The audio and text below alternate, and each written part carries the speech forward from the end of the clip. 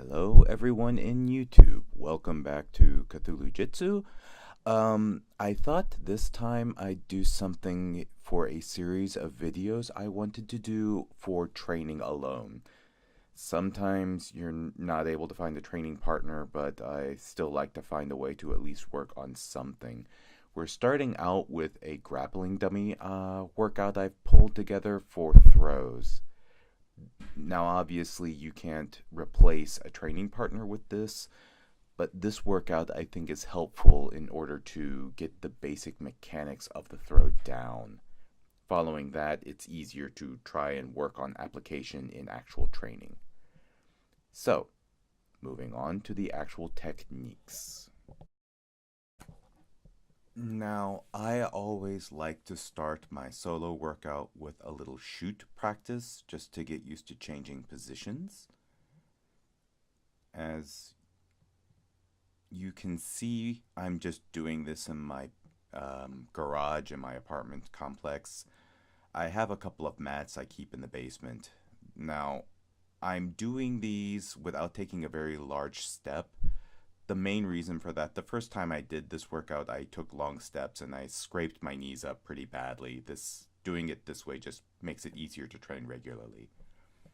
And that's pretty straightforward. Now we go to the actual dummy workout, and we start with a simple ankle pick with my grappling dummy. Now, my grappling dummy is a little different. I've modified the legs so it's able to stand a bit more correctly. It has a few metal rods in the legs that I secured with duct tape. That helps it stand, and that makes just basically doing all the techniques a lot easier. You have to modify some of the techniques just because of the way the dummy kind of basically stands, its dead weight. You have to do a lot of balancing and making sure that it doesn't fall over unintentionally. But beyond that, we can actually take a look at the actual technique. Now the ankle pick. If you saw my arm drag series video, you see that I like to do this from the arm drag. I actually prefer to do the single leg from this position, but single leg's also a little hard to practice on the dummy because of my modifications. The leg doesn't really bend. And also, I like to shoot down onto one knee. I just like that play in the level. It throws some people off when I'm training with them, especially larger people who are much taller than I am. So beyond that, it's pretty easy and pretty straightforward, though I have to be honest, because of the metal bars I put in my dummy, again, it's a little hard to practice things like knee slides, just because your shins have a tendency to rub against the bars, and it's not really comfortable. I prefer just not to do that. And picking up the dummy, by the way, is a nice little bonus because it's a bit of a strength workout. You work on your grips and picking up and moving around the dummy. So that's the ankle pick. Moving on, we go to a kosotogari. Yeah, there's not much to say here, though it's not kosotogari, it's kosoto makikomi. Again, this is a technique I like to do from the arm drag, but beyond that, it's not very different from what we did in the arm drag series with kosoto makikomi, actually. Without further ado, let's go to the technique. And as before, doing it with the arm drag, as you'll see, I actually avoid grabbing the gi. This is something I like about dummy training as opposed to training with an imaginary partner, is it gives you a physical feedback you don't get. I tried to grab the gi when I first started doing this workout, and after the dummy slams on your fist a couple of times, you find out it's really not comfortable, and you start modifying your technique for the real world. I didn't break anything, but I realized after a couple of times of screaming "ow" that I needed to do things differently, so I tend to do basically cup the side with my hand as opposed to grabbing. And it also lets me really work on putting my weight in and dragging the foot back. I do it like this in actual practice as well with live partners, and it's just a more accurate way to practice this technique with a dummy, I think. And as the last technique, I also like to shoot in here. Personal preference, there are tons of ways to do this. Following that, now we're going to a duck under technique to the leg prop. I actually got this technique from Vladimir Kulinkov's Sambo Jiu-Jitsu Fusion takedown video. Going to do a review on that someday. I really like Vladimir Kulinkov's techniques. I think he's really, really interesting to watch and very helpful for BJJ. Now, moving to the actual technique, it's sometimes a little awkward because of the way the dummy positions, but you still get to get a general gist of the technique, and you really get to practice that idea that Vladimir Kulinkov always points out of, instead of trying to trip the ankle, to just throw your entire leg at the opponent. It's also good to help you get the shoots in and work on really getting under someone's arm. Again, not a replacement for an actual opponent, but it's still nice to get a general feel for the way the technique would work out if you had an actual opponent.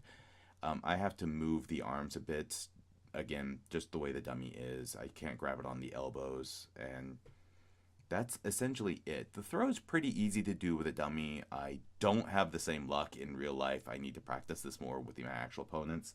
But again, it's more about getting the timing right than trying to figure out where my legs and arms need to go. So it basically saves a step and makes my training more efficient. From here, we move to an arm drag again into the inverted fireman's carry. Again, I like this just because it looks really cool. I will be very honest about that. I have yet to actually have any luck using this in an actual training session, but I still like doing it. And now on to the technique. Again, I have to modify things a bit for safety reasons here. I'm going very slowly, so I'm taking things very slow and making sure I can guide the dummy down to where I want him to actually go. So it makes everything a bit methodical and not realistic in that sense, but you still get to practice the mechanics, shooting in, making sure you have a tight grasp, and making sure your back is straight. I've seen people accidentally throw their back out trying to do a fireman carry because they're bent over, and in the best case, even if you don't throw your back out, that's really easy to defend against, in that you just sprawl and throw the guy's face on the ground, and it's really easy to take the back. So it's also important here to spread the legs out a bit just so you can shoot in and get a good grip.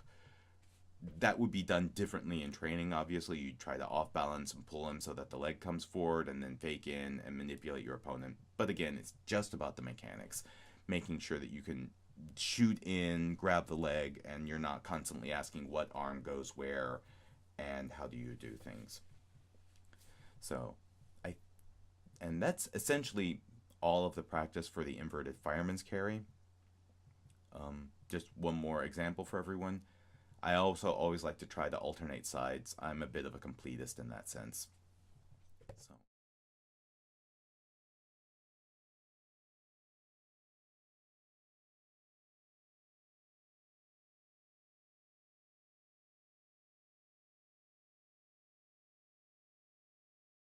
now, following that, we move to an Ippon Seoi Nage. I also like to practice this for the simple matter of completion. I'm working on judo as well in my spare time, and this is a very important throw in judo.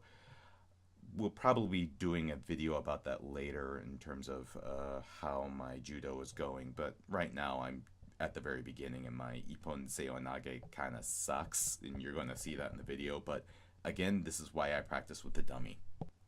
So, on to the technique. I basically have to grab the sleeve for all this, and again, go very slow. The dummy has a tendency to fall backwards when I try to do this. If you try to go in too deep, it's something you have to really make sure you keep control of the dummy. And again, I also do this a bit slowly so I can really plot out where the dummy is going to fall. One, to protect the cars in the parking lot. You can see a little bit of one of my neighbor's cars here. And also to make sure the dummy always falls on the mat. And to make sure I'm not accidentally throwing my back out. The gi is, by the way, an old judo gi that I have. It's ripped in a couple of places and I don't wear it anymore. It's also probably really dirty because on days where it's not raining or not cold, I like to do this in the park. By the way, if anyone's wondering why I just went to the door there, the lights in my garage are on a timer. So every few minutes I need to go and push the light switch again to make sure that I'm not in the dark. So no worries, there was nothing I needed to lock. And beyond that, it's a pretty standard Ippon Nage. So the dummy has a tendency to land on his head. Most people don't do that when I try to do this technique.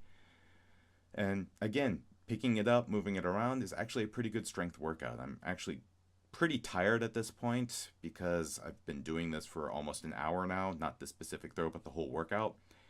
And you're getting kind of sweaty and kind of exhausted. So, and that's basically the whole workout.